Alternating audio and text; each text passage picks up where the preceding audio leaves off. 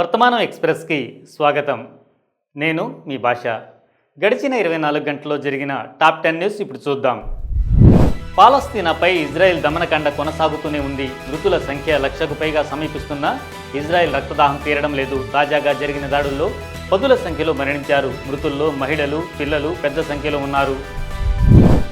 ఢిల్లీలో నేటి నుంచి కొత్త నిబంధన అమల్లోకి వచ్చింది. కాలం చెల్లిన వాహనాలకు అనగా 15 ఏళ్లు పైబడిన పెట్రోల్, 10 ఏళ్లు పైబడిన డీజిల్ వాహనాలకు ఇంధనం ఇవ్వబోమని ప్రభుత్వం స్పష్టం చేసింది. ఈ విషయాన్ని పెట్రోల్ బంకుల వద్ద ఫ్లెక్సీల ఏర్పాటుతో పాటు మైకుల ద్వారా ప్రభుత్వం అనౌన్స్ చేస్తోంది. ఒడిశాలో ఓ ప్రభుత్వ అధికారిపై కొందరు దుండగులు దౌర్జన్యం చేశారు. భువనేశ్వర్ మున్సిపల్ కార్పొరేషన్ BMC అదనపు కమిషనర్ రత్నాకర్ సాహుపై కొంతమంది వ్యక్తులు దాడికి పాల్పడ్డారు. ఆయన ప్రజా ఫిర్యాదుల పరిష్కార సమావేశం నిర్వహిస్తుండగా కార్యాలయం లోపలకు వచ్చిన యువకుల బృందం ఆయనపై మూకుముడిగా దాడి చేసింది.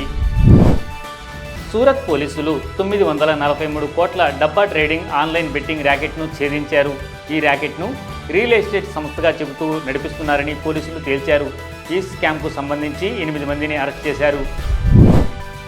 గత ఏడాది విజయవాడను బుడమేరు ముంచెత్తగా వేలాది మంది ఇబ్బందులు పడ్డారు. దీంతో అప్పటికప్పుడు బుడమేరుకు పడిన గండు పూడ్చిన ప్రభుత్వం శాశ్వతంగా రిటైనింగ్ వాల్ నిర్మాణం చేపట్టింది. 365 మీటర్ల వాల్ నిర్మాణం పూర్తి అయినట్లు మంత్రి నిమ్మల రామనాయుడు ప్రకటించారు.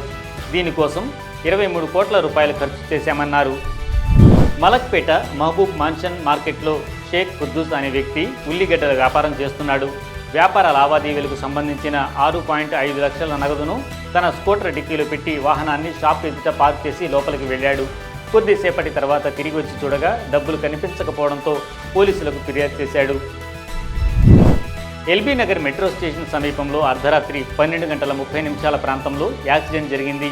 కుటుంబ సభ్యుల వివరాల ప్రకారం గౌర సంపత్ పని నిమిత్తం ఎల్బీ నగర్ వెళ్లి బడంగ్పేట్లోని ఇంటికి తిరిగి వస్తుండగా గుర్తు తెలియని వాహనం ఢీకొట్టింది. ఈ ఘటనలో ఆయన అక్కడికక్కడే మృతి చెందారు.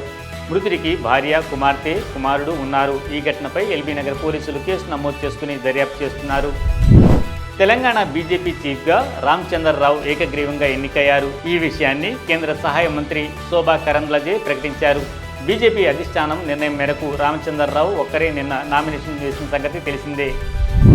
సిగాచి ఫ్యాక్టరీ ప్రమాదంపై సీఎం రేవంత్ రెడ్డి తీవ్ర విచారం వ్యక్తం చేశారు. ఇది రాష్ట్రంలో జరిగిన అత్యంత విషాద ఘటనగా పేర్కొన్నారు. మృతుల కుటుంబాలకు ₹1 కోటి చొప్పున, శాశ్వతంగా గాయపడిన వారికి 10 లక్షల రూపాయల ఎక్స్గ్రేషియా ప్రకటించారు. పిల్లల విద్యా బాధ్యతను ప్రభుత్వం భరిస్తుందని హామీ ఇచ్చారు.